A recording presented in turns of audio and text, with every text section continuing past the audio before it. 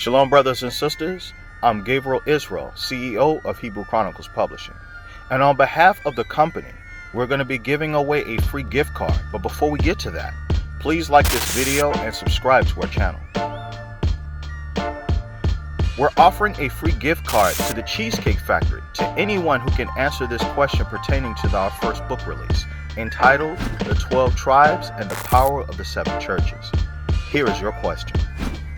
What is the name of the 3 Hamitic kings that the protagonist had to face to free the Israelites? If you know the answer to this question, you can email us or you can post it down in the description box below.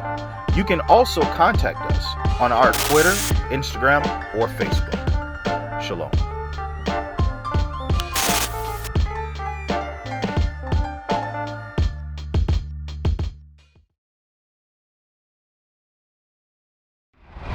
Shalom Israel, and welcome back to Hebrew Chronicles Publishing. On today's segment, we're going to talk about how to overcome writer's block. If you're not a patron, the link will be down in the description box below. Click the link and register to get access to all of our righteous short stories. So without further ado, let's cue the intro.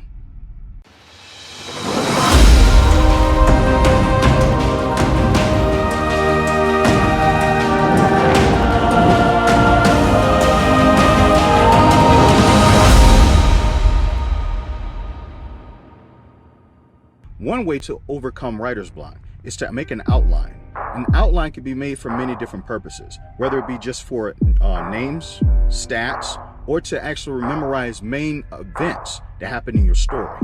But nonetheless, they're all made for the same purpose, to help organize your thoughts. Here's an example.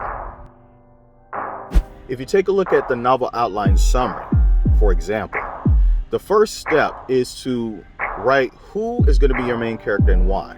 But before you even do that, make sure that you make a mini bio of your characters. So you can actually have an idea of what characters are going to be in the story, so it won't be thrown out of there. And because people can pick up when they're reading a story, they're like, where'd this character come from? So you always want to actually slowly introduce characters little bit by certain scenes, certain things that may happen. Like your character's walking there, like, who is that over there? Then when you actually bring in a character, you can tie that into the story, right? So who will be your main character?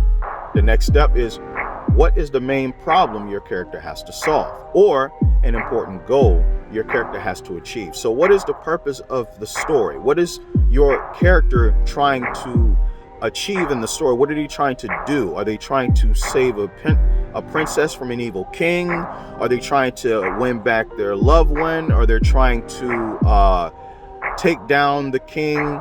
Or are they trying to save their daughter from the adversary? What are they trying to do? What is their goal?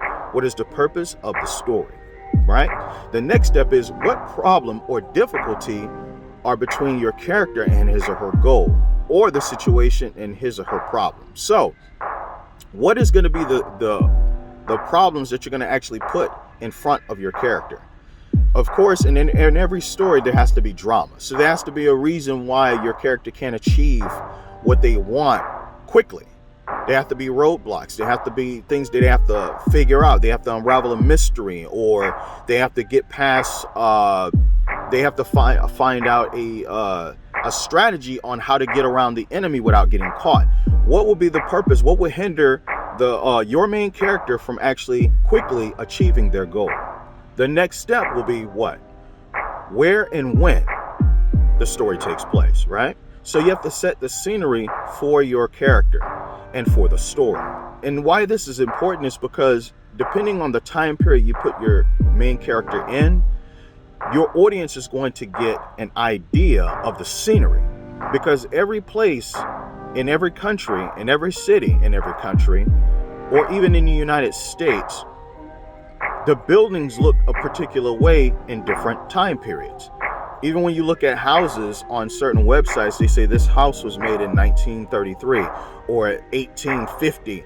You can look at the style of the house and actually fit it in a particular time period. That's why that is important.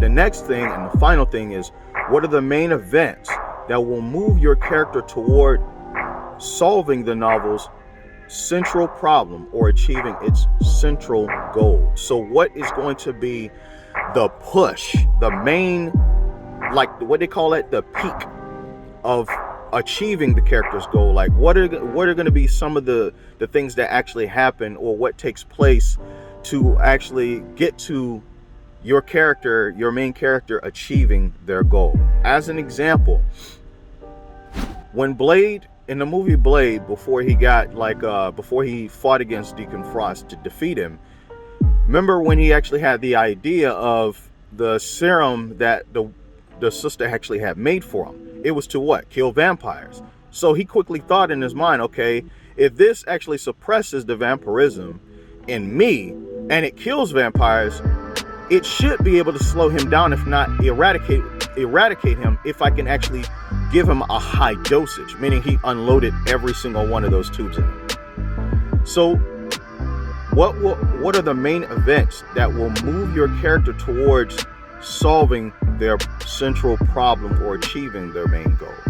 Another way to overcome writer's block is to simply take a break. Sometimes as writers, we tend to actually have so many thoughts going through our minds that we become overloaded with thoughts to the point that our mind starts to shut down. Then we can't even think of anything, and we become less motivated to actually write or create anything. So a lot of those things can actually be prevented with simply taking a break. Here's another way to overcome writer's block, and it's my favorite one. Find your favorite playlist and jam. Why? Because your best drafts are going to come when your mind is in a specific emotional place. Emotions play a big role in your writing. When you read the scriptures, a lot of things that deal with battle gets you hype. Just like music, you listen to a lot of hype music, it raises your emotions up. You're like, yeah, and then you have the R&B that mellows you down. So depending on what you're going to be writing, you're going to have to put your mindset in that state of mind. The best way to do that is with music. Lord's will, you find our content entertaining. If you want to follow us, we're on Twitter, Facebook, Instagram, and DeviantArt. So become a patron and support us at just $1 a month, that you may be eligible for prizes. I'm your host, Gabriel, and I'll see you on the next segment.